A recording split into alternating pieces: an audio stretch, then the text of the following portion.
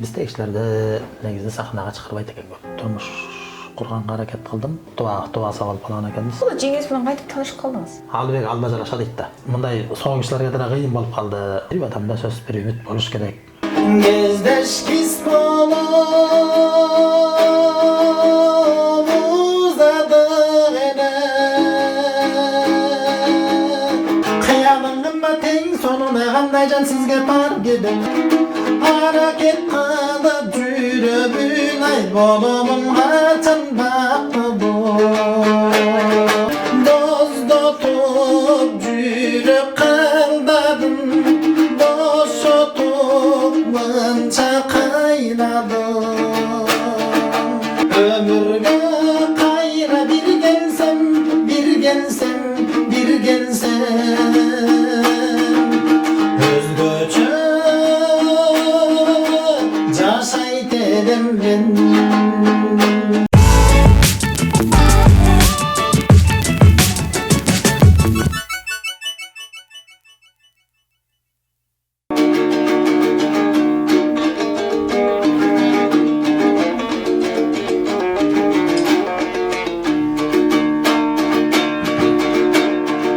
Жарыгы менен бербеттен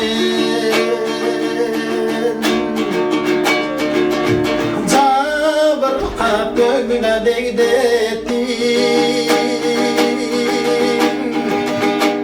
Каросуз ханган кайыктай кайыр кошсадым мен кеттим.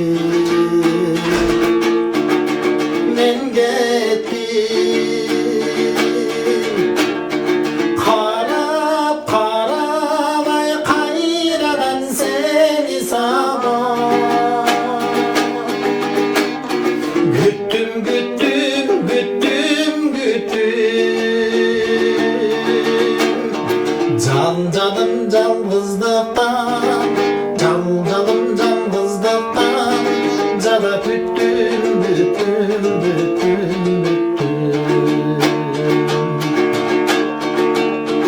Көпөлөк күнгө коданбай, ай көңүлүм сыздап тоданбай.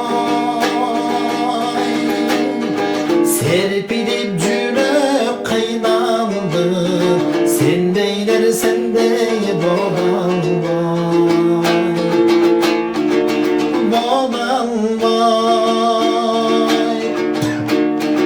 Карап карабай кайрадан сени сабай. Күттүм.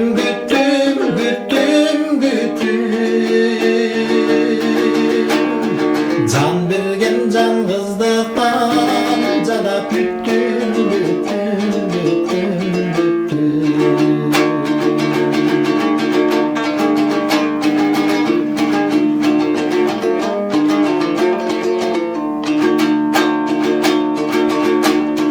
Кош дегим келбейт, кош деген. Ай козгомо бөлөк жок кебин. Хор болсом жалгыз айдам жок, коштешер жаным жок менен. Жок менен. Карап карабай кайрадан сени сабай. Күттүм.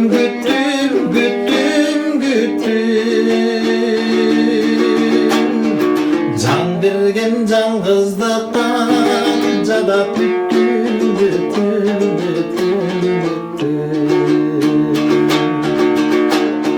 Жалгыздык жашоодон да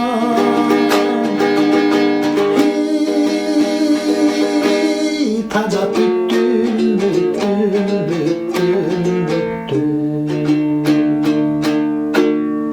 Кандайсыздар урматтуу Солото каналынын жалпы катталуучулары, дагы да болсо колумдан келет долбоор улантуудабыз. Бүгүн дагы өзгөчө чай үстүндө комуздун коштоосунда Жалаң гана сонун чыгармаларды угабыз, албетте Жакупов Марс агабыздын жардамы менен. Саламатсызбы агай? Кандайсыз? Саламатсызбы. Жакшы, Кудайга шүгүр. Буюрса, мынакей агыргыңызга келип калдык. Алгач эле дагы ушул өзүңүз тууралуу кыскача маалымат бере кетсеңиз. Мен 1982 жылы Токмок шаарында жарык дүйнөгө келгем. Анан 7 жашка чейин ошол жерде болдум, өстүм. Андан кийин 7 жашымдан баштап ошол Бишкек шаарындагы көз азиздер жана начар көргөн балдар жатак мектеби бар. Ошол жерде билим алдым. Ал эми чыгармачылыкка болсо ошол 1-класска бар электен баштап кириштим десем болот да. Ошол эсте айтканда эмнегедир мына өнөргө жакын болуп турмун да, музыкага жакын болуп тилим чыккандан баштап. Ошондон өөрчөгөн чыгармачылык. Анан ошо комузду 1-класска бар электе үйрөндүм. Комузга үйрөткөн мен ошо өзүмдүн тайкем бар эле, бир тууган. Раматлык. Мына ошол тайкем үйрөткөн. Мен алгачкы устатым өнөр жаатында ошол мен тайкем болгон да. Тайкем үйрөткөн. Демек, бул өнөр дагы тай жактан келген турбайбы? Же ата-энеңиз дагы ырдачу беле? Жок, ата-энем ырдабайт. Алар башка кесиптеги кишилер. Мисалы, атам айдоочу болсо, энем болсо, ал дагы ошо мындай жөнөкөй жумушчу болушу. Азыр эми ардактуу эс алууда. Бирок эки жактан тең бар. Анткени менин чоң аталарым дагы комуз чертиш экен. Комуз чертип ошол ырдашчу экен. Аларды мен көрбөй калдым. Анан ошол тай жактан менен тайкем болуп атат да. Ал киши да комуздан жакшы чертчү. Негизи аспаптардын баардыгы да жакшы чертчү. Комуздан так чертчү эле. Анан мен устатым ошол тайкем болуп калды. Ошону менен мен ошол 1-класска бар электе комуз үйрөнүп чертип. Кийин анан орто мектепти аяктагандан кийин ошо Көрөнкеев атындагы музыкалык окуу жайга барып тапшырдым. Эл аспаптар, кыргыз эл аспаптар бөлүмүнө. Андан кийин анан азыр Калай Молдобасанов атындагы болуп калды. Ал кезде Улуттук консерватория деле айтылчу. Ошол Калай Молдобасанов атындагы Кыргыз улуттук консерваторияны аяктадым андан кийин. Ошол баягы накта чыгармачылыкка киришкеним 99-жылдан баштап келатам. Ошо өнөр жаатында 20 жылдан ашып калыптыр. Анан мынакей мага да кызык болуп атат да ушул эми комузду деле кээ бирлер анчалык деңгээлде кичинекей кезинен бат үйрөнө алышпайт. Сиз болсо китепти деле шар окуй элек деле комузду шар эле чертип калган экенсиз да. Эми бул баягы шык жөндөмгө жараша болот го. Баягы баардыгы Кудайдан да. Кудай Таала эми ошондой шык берсе, ошондой Кудай Таала тарабынан ушундай шык берилген болсо, анан эми аны мындай жашырып кое албайт экенсиң да. Баягы эл тараза эл сынчы дейт. Анан мен эми өзүмдү мындай мактап айтуудан алысмын. Бирок ушул аспаптарды үйрөнгөнгө кандайдыр бир шыгым болду. Ошол кезде азыр деле ошондо өздөштүрүп алдым да. Комуздан башка дагы кайсы аспапта бар? Комуздан башка бизде баягы мен студент кезде ошол фортепиано бар болчу. Ал эми милдеттүү түрдө кирчү, сагак катары кирчү. Анан аны сөзсүз өздөштүргөнбүз. Андан тышкары ошол мандолин чертчү элем мен. Тайкем менен комуз эле эмес, мандолинге да үйрөткөн да. Ошо мандолин чертем. Азыр бирок колумда жок болуп чертпей жүрөм, бирок чертем да анда. Анан домбура, казактын домбурасында ошо. Мынакей өнөрдүн баары ушул жакта турбайбы? Келиңиз анда бир ырырдай бербейсизби, жөнө турбай бир чыгарма угалы алгач маектин башында? Жакшы болот анда. Элмирбек Иманалиев агабыздын ырларынан аткарып берейин да. Келиңиз. Элмирбек Иманалиев агабыздын ырларынан аткарып берейин. Баягы жакшы чыгармалары бар эле ал кишинин. Анан ошол эл ичинде мындай сейрек ырдалып жүргөн ырлардан бирди аткарып берейин. Бул билесиңби деген жакшы бир чыгармасы бар. Балким угуп жүргөндөрү бар. Ошо Олжобай Шакирдин уулунун сөзүнө таандык.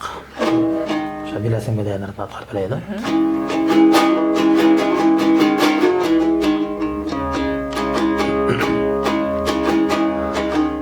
sendek edim kulçağım gelen жүрегің тұштап жүрегімменен менікі болып сезілчү денең кездешкис болып ұзадық ене мен өпкөн бойдан ай сен өпкөн бойдан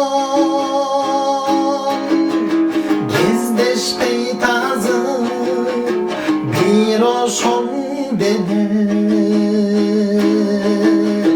мен өткөн жолдон ал сен өткөн жолдон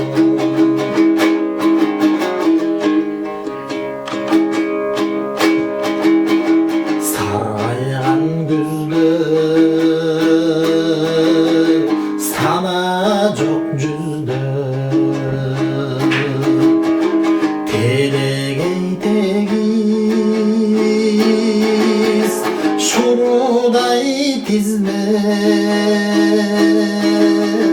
түрүк болуп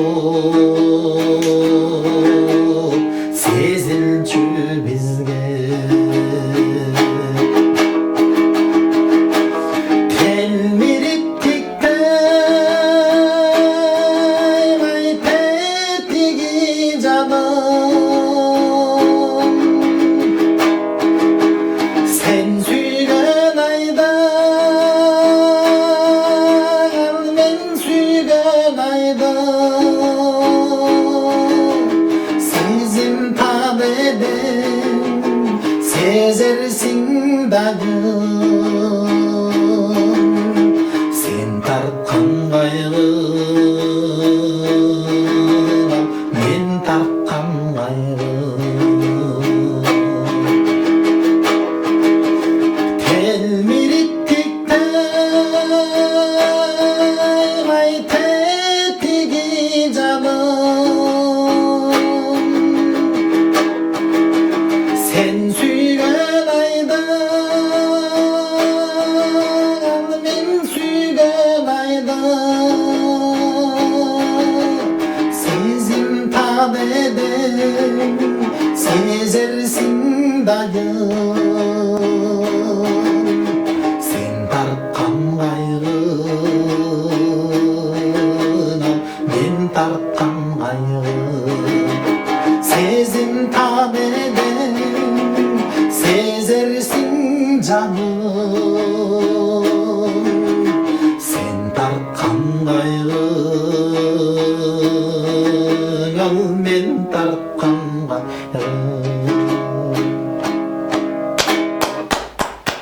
мына бул чыгарманы дагы кимдер гана сүйүп укпайт. Анан кийин мынакей агай негизи эле ушу комузду үйрөнүүдө дагы көптөгөн эмгек, көптөгөн таланты. Ошондой эле учурда кыйынчылыктар дагы жаралбай болсо керек. кыйынчылыктар жаралат.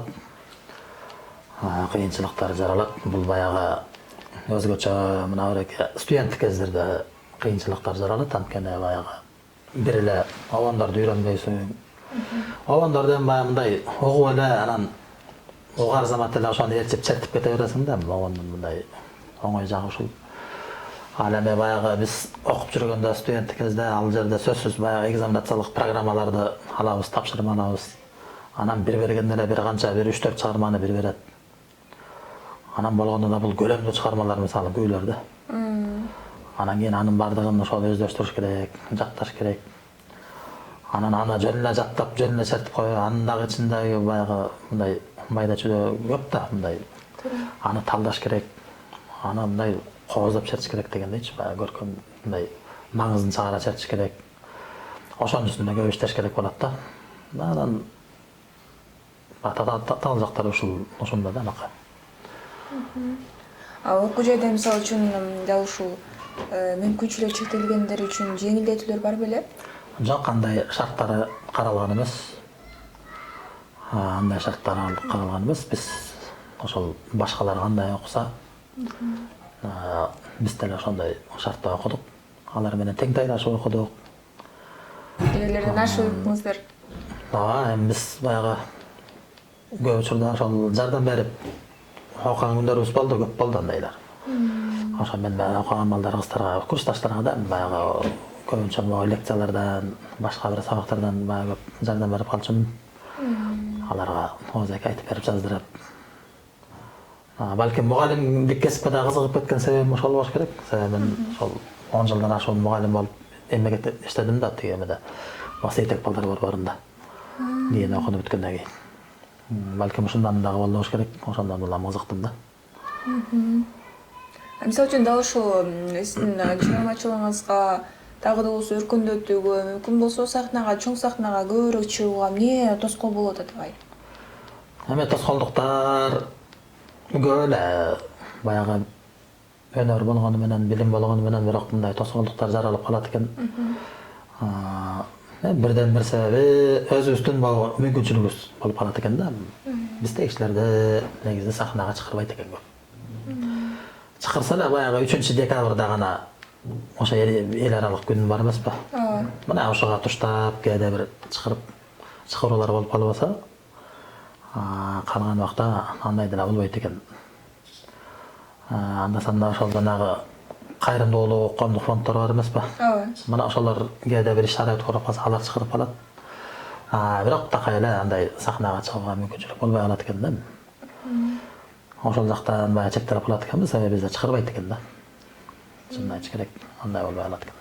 Өзүңүз мындай сунуштап, кээдерге жардам сурап көрдүңүз беле, чыгармачылыктагы өзүнүн атын алып жүргөн адамдарга? Эми биз жок, андай деле антип деле көргөн жокмун. Бул маселе негизи баштан эле козголгон. Ошо өзүбүздүн маселебиз боюнча биз мисалы айрым радиолорго деле барып, баягы эле 3-декабрга карата алар ошо программа жазышып, анан барып алып, отуруп алып аябай талкуулачубуз. Анан антиш керек, минтиш керек деп алар деле айтчу. Ал жактан чакыруу жетпейт. Баары жогун кыйратыш керек депчи. Анан бирок андай болбой калат экен иш өзүндөчү. Ал жөн эле эфирде гана айтылат экен, андан кийин унутулуп деле калат экен бул. Ошону менен сөз боюнча эле калып калат экен да. Туура айтасыз. Сөз боюнча эле калат экен. Андан университетти бүттүңүз, мугалим болуп эмгектендиңиз. Анан качан үй бүлө курдуңуз? Негизи мен 2007-жылы үй бүлө кургам. Ал кезде студенттик мезгилим болчу. Ошол консерваторияда 4-курста окуп жүргөн кезимде үйлөндүм. Ошол убакта үйлөнүп, анан 2 балалы болдук, жашадык. Аңча ушул үйдү алып калдык 2009-жылы. Аны да ошол 5-курста окуп аткан кезим болчу. Ошол студент кезимде келип, ал кезде бир бала болуп калганбыз, улуу болуп төрөлүп. Аны менен анан ошол келип үй алып, ошол келип анан окууну бүттүм, ошо 2009-жылы. Анан негизи мен эмгек жолум ошол Токмок шаарында башталган, өзүмдүн кичи мекенимде.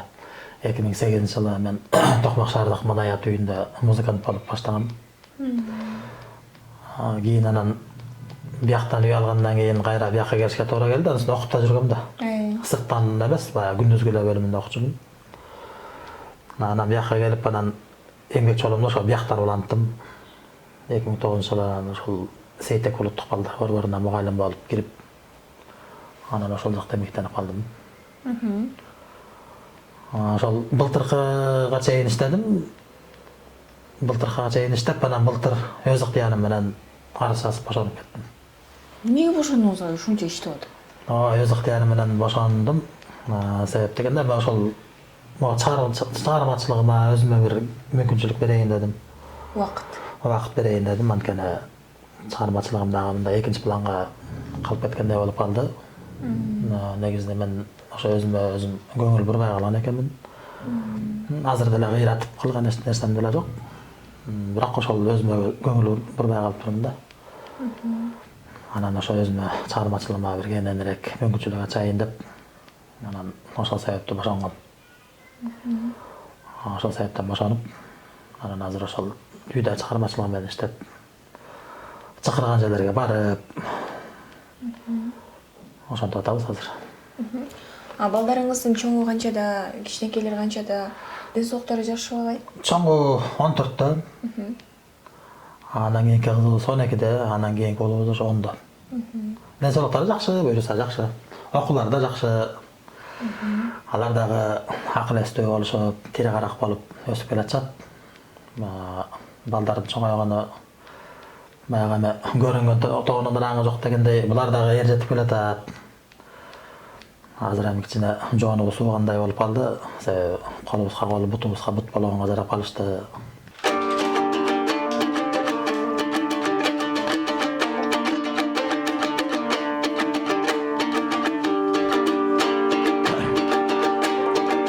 Жалганып сезим күйбөстөн, жанаша бастык сүйлөшпөй,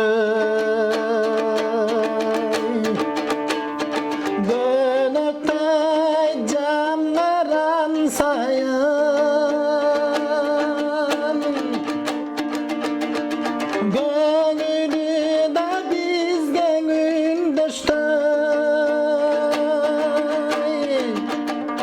боздотуп жүрөк калдадым, бошотуп мынча кыйнадым.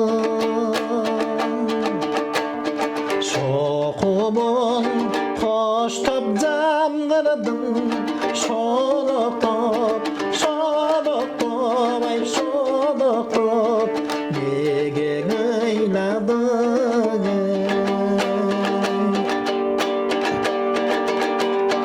Соротор сөздү таба албай, соңуңда дерчип барам жай, суу болуп бүткөн боюңуз,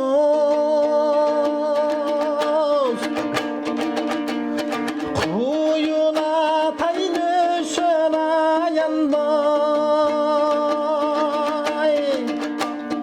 боздотуп жүрөк калдарын, бошотуп мынча кыйнадым. Шокумун коштоп жамгырдым, шолоктоп, шолоктоп, ай шолоктоп, неге кыйнадың?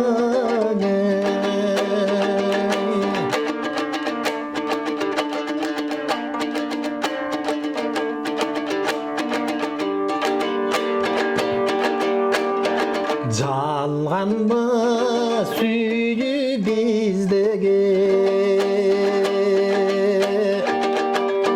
жалганбы сезимиздери,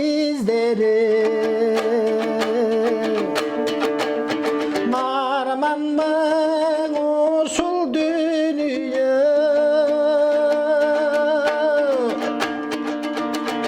арманбы өмүр тизмеги, боздотуп жүрөк калдарын, бошотуп мынча кыйнадым. Шокумун коштоп жамгырдым, шолоктоп, шолоктоп, ай шолоктоп, неге кыйнадың? Булутту карап калкыган, буркурап, буркурап, ey буркурап, неге кыйнадың? Эме тагдыр экен, тагдырдын буйругу дейбиз. Кандай болуп калат экен, анан ошол былтыр эки жолго түшүп калдык. эки жолго түшүп андан кийин ошол андан кийин дагы мен эми мындай тактык үчүн айтып коюшум керек. Андан кийин дагы мен турмуш курганга аракет кылдым. Бирок анда дагы мындай болбой калды. Шарт туура келбей калдыгындай болду. Анан эми ошол бир айга жакындап калды. Азыр ошо түндүгүмдү көтөрдүм кайта. Кайра түндүгүмдү көтөрүп, азыр эми ошол жашап атабыз. Жаман эмес, буюрса жакшы ошол. Азыр эми ортодо 3 бала бар. Үйдө ким сыртта иштейт, ким үйдө мисалы үчүн окутуучу катары эмгектенет дегендей? Үйдө окутуучу катары мен өзүм эмгектенип атам. 3 баланы окутуп, алардын сабагын карап калабыз. Өзгөчө бул эки баланыкын да. Кызым менен кичүү баланыкын ошол сабактарын мен карап калам. Тиги уулум ал андайга муктаж эле эмес, ал өзүн өзү эптеп ошентет. Тиги балдар баягы бир аз эркек болгон үчүн алардын сабагын ичине карап, аларды мындай туура түз жолго салып турбасак болбойт экен ичине. Азыркы балдарды. Азыркы балдардан анан кийин баягы окутуучу болуп, мен канча жыл мугалим болуп тажрыйбам бар эмес, анан өзүм сабак жагын өзүм карайм. Анан калган үй тиричилиги бүт ошол жеңердин мойнунда. Анан иштегенде дегенде экөөбүз тең эле азыр үйдөбүз. Экөөбүз тең үйдөбүз, ошол балдарды карап, азыр балдарды тарбиялап, коюштарды окуталы, үйгө келгенде ошолорго тарбия берели деп. Анан экөөбүз тең ошол балдар менен азыр алып урушуп атабыз да. Болбосо ошол жеңерди эле эми медик, негизи массажист калоочу. Массаж жасатканга келсе, анда келе берсеңер болот экенди, ага, үйдөн деле. Ага, үйдөн деле. Анан мага кызык болот, жеңеңиз менен кантип таанышып калдыңыз? Кантип табышып калдыңыздар? Негизи биз балдарыбыз бир мектепте окуйт. Меники дагы, аныкы дагы ошо бир мектепте окуйт балдарыбыз. Негизи ошондон улам таанышып калганбыз. Ошо жакында. Анткени балдарыбызды алып барабыз, алып келебиз, ошондой да. Ар кандай шарттар менен ошо мектепке барып. Ошондой шартта таанышып калганбыз. Жакшы. Анда келиңиз, мүмкүн жубайыңызга арнап атайын, ушул ырдап берип жүргөн ырлардан болсо ырдап бересиз.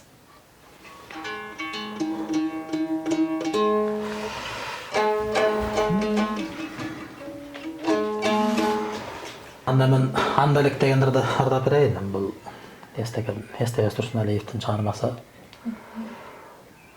Негизи ошол кайбир отурушта мен ошолорду ырдап калсам, ошолорду жактырып калган өзү. Анан көп учурда ошону суранып калат да. Ошол андалык ырдап берейин анда.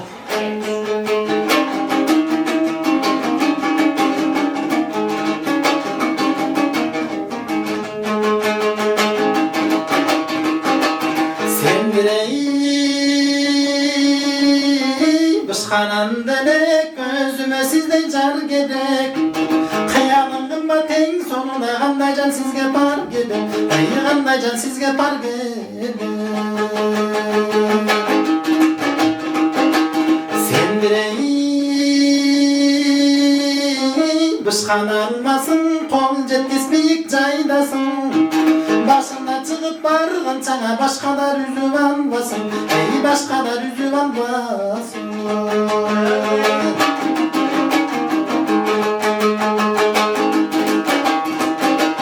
Sen bolsang toolunары, men bolsam куштун тынары. Уларга тынар жок, сага таркабайт беле кубары. Таркабайт беле кубары.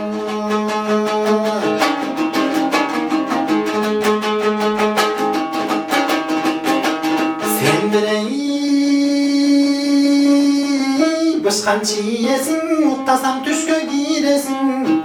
Азапка салдың адамды, сен качан бир колго тиесиң.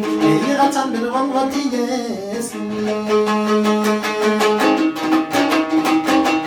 Sen болсоң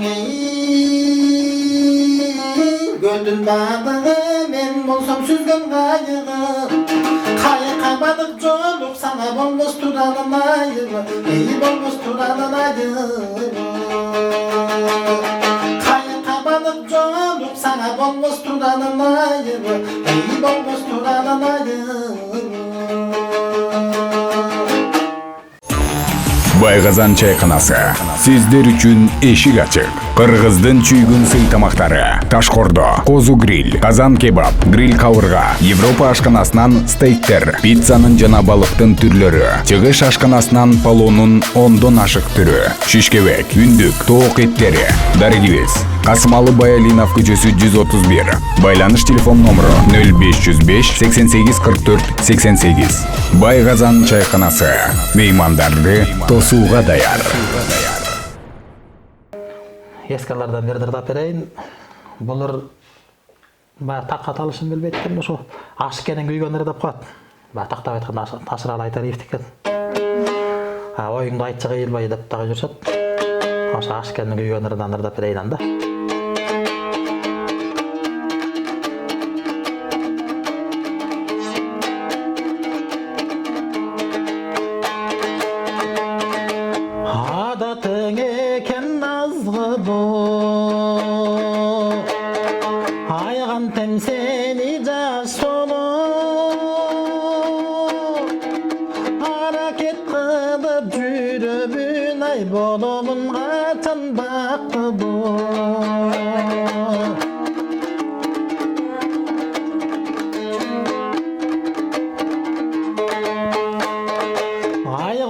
Ayık okşop süyküm kardeşim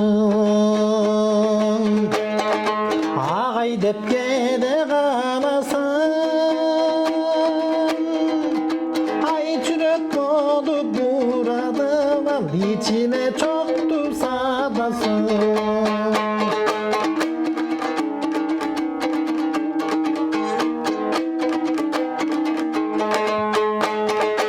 Yıldızga okşop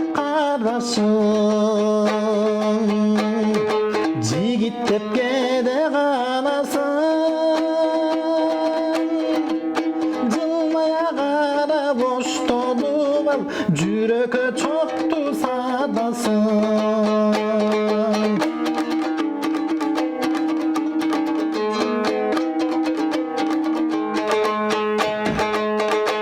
Oyumdun onsan durdurbay Oyungdu aytçı kıyılmay Özümdük bonsoň de armanım Özümdün жазгана kırımday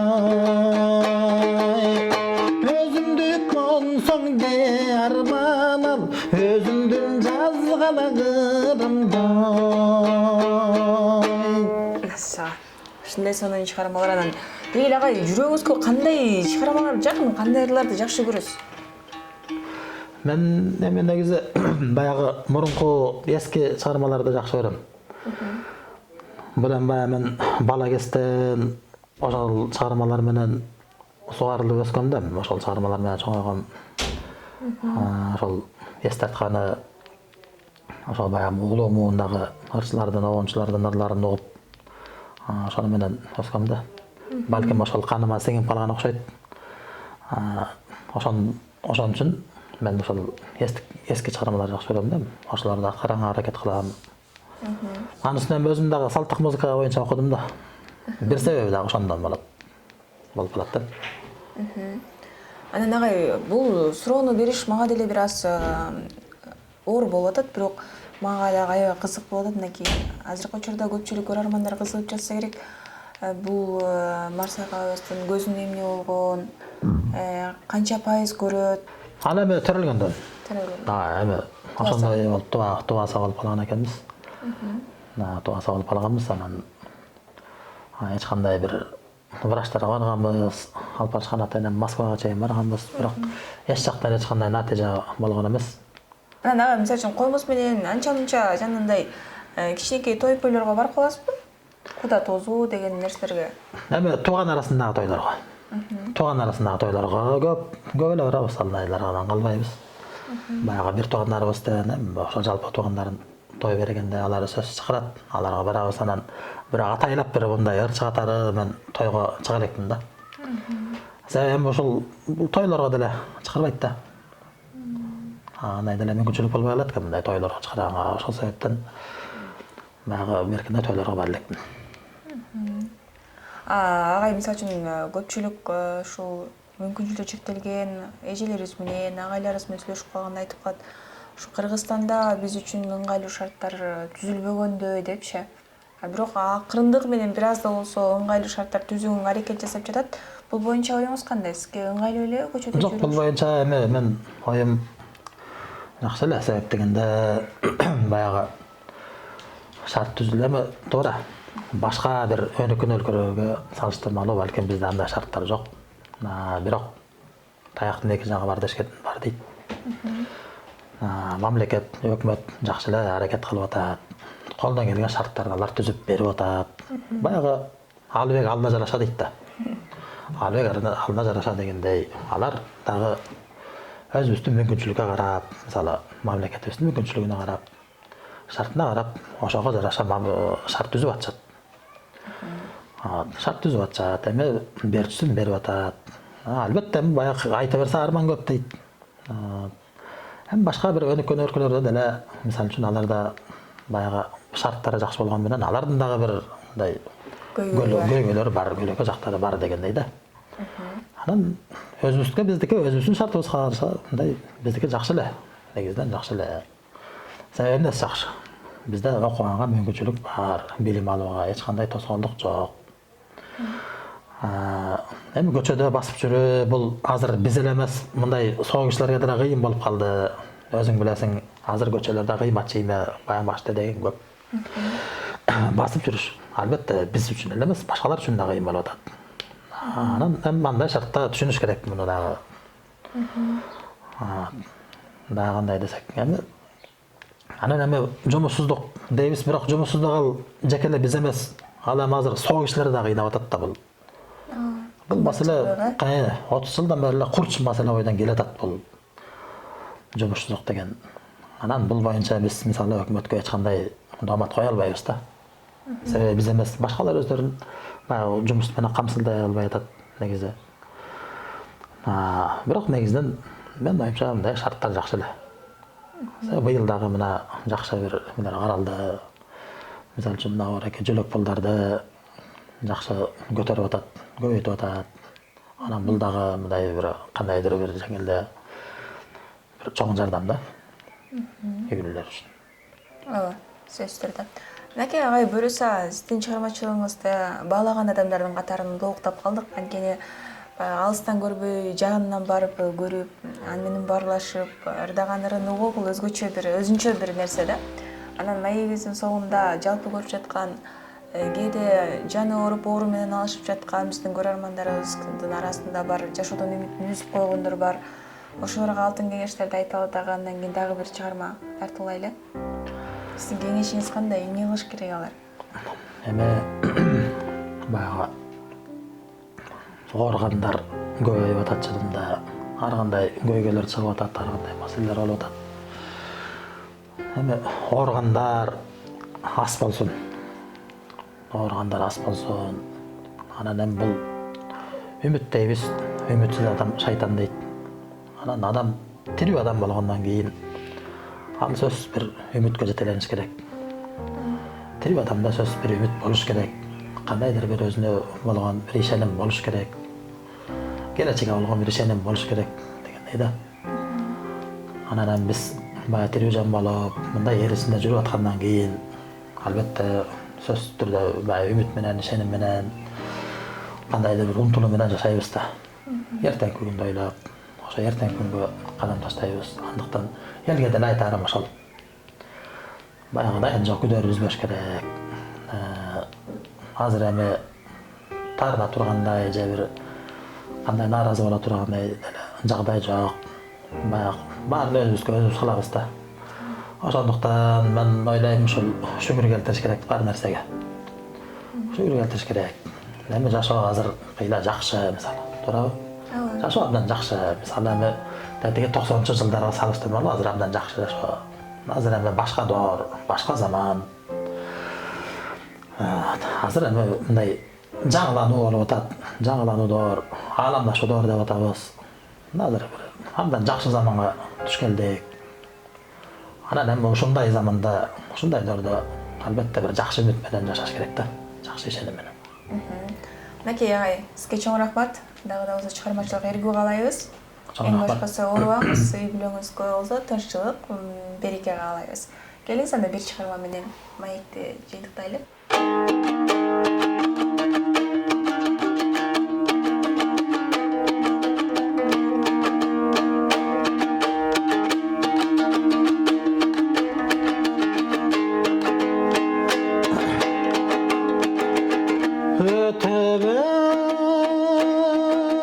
Ötebey ömür gelenden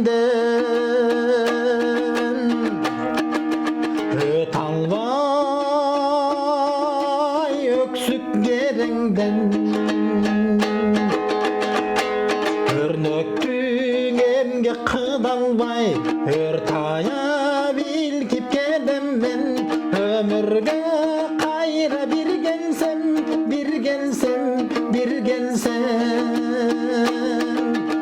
özgöçe jaşayt edem ben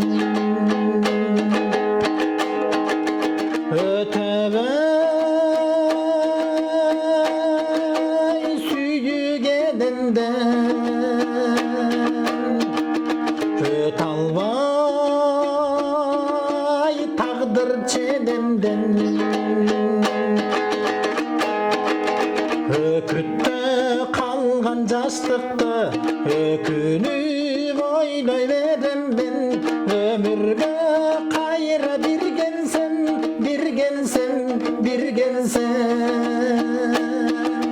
özgöçe süýet edem ben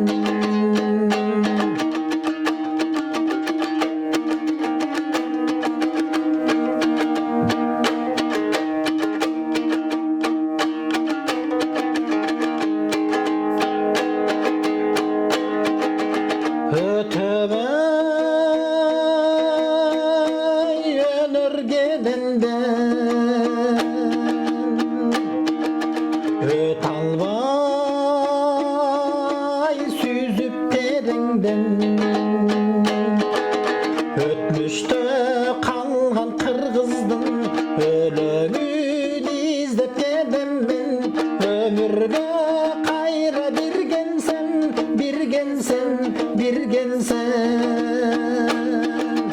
özgöçe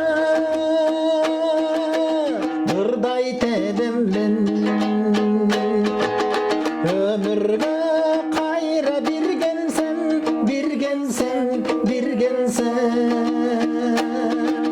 özgöçe süýet edem ben özgöçe